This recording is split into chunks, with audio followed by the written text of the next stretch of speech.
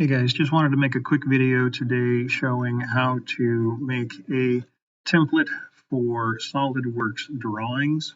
So I'm going to come up in here and I'm going to say new. This is going to be a drawing.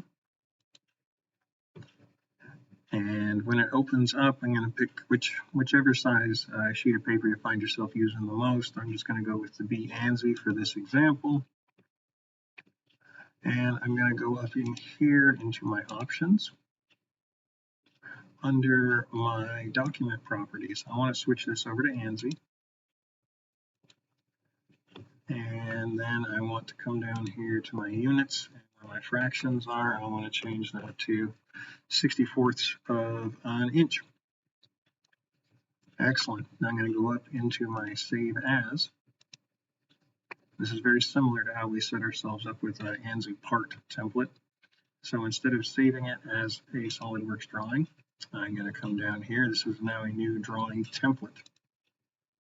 And I can call it whatever I want. I'm going to call it draw-ANSI,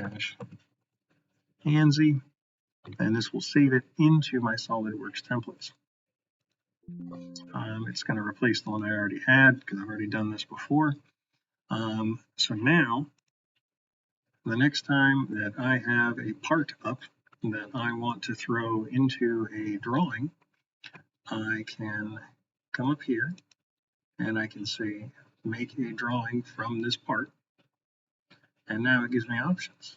Well, I'm going to want this drawing to be in ANSI, so I'm going to pick that one, and when it comes up, it'll already be formatted for me.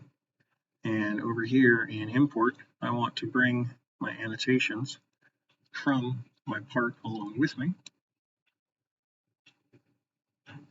and just like this,